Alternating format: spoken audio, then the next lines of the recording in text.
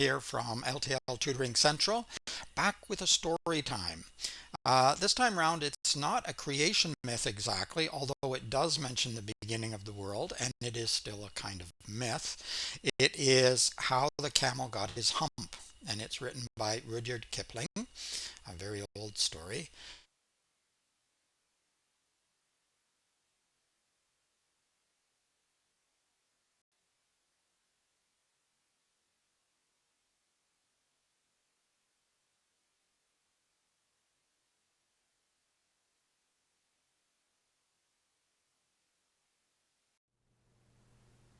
Just So Stories, How the Camel Got His Hump, Rudyard Kipling.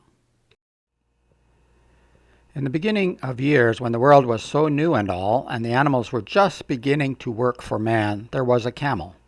And he lived in the middle of a howling desert because he did not want to work. And besides, he was a howler himself.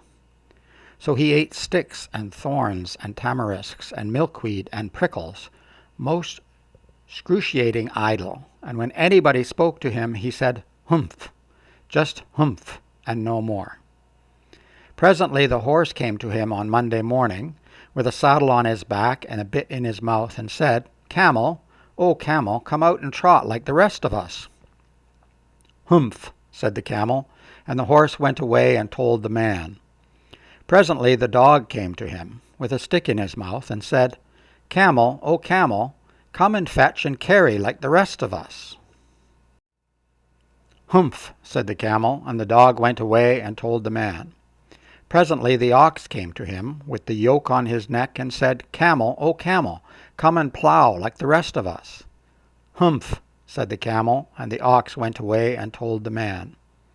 At the end of the day the man called the horse and the dog and the ox together and said, "Three, oh three, I'm very sorry for you, with the world so new and all, but that humph thing in the desert can't work, or we would have been here by now. So I am going to leave him alone, and you must work double time to make up for it."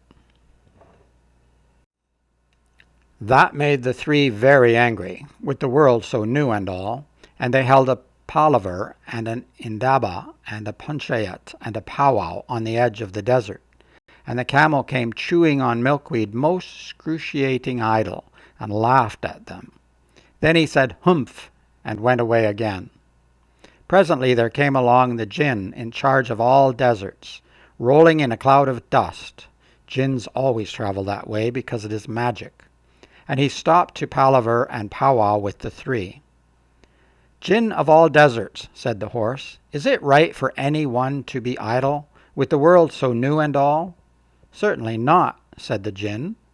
"Well," said the horse, "there's a thing in the middle of your howling desert, and he's a howler himself, with a long neck and long legs, and he hasn't done a stroke of work since Monday morning. He won't trot." "Phew," said the Jinn, whistling, "that's my camel for all the gold in Arabia. What does he say about it?" "He says humph," said the dog, "and he won't fetch and carry." "Does he say anything else?" "Only humph, and he won't plough," said the ox. "Very good," said the Jinn. "I'll humph him if you will kindly wait a minute." The Jinn rolled himself up in his dust cloak and took a bearing across the desert, and found the camel most excruciatingly idle, looking at his own reflection in a pool of water.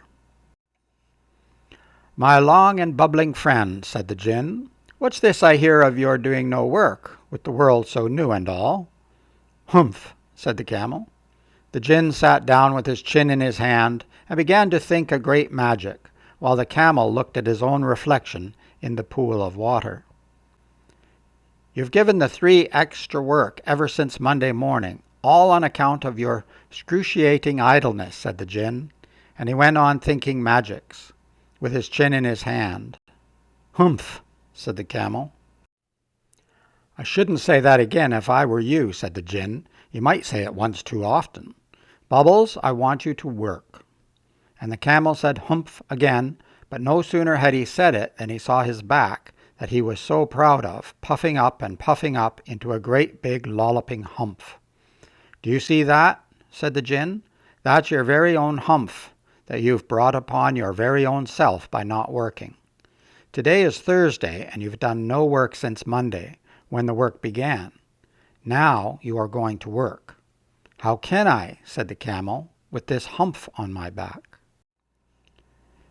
That's made a purpose, said the Jinn. All because you missed those 3 days, you will be able to work now for 3 days without eating, because you can live on your hump.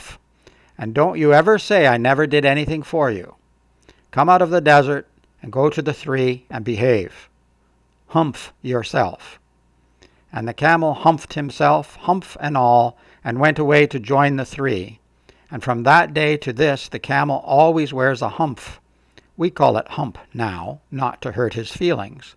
But he has never yet caught up with the 3 days that he missed at the beginning of the world, and he has never yet learned how to behave.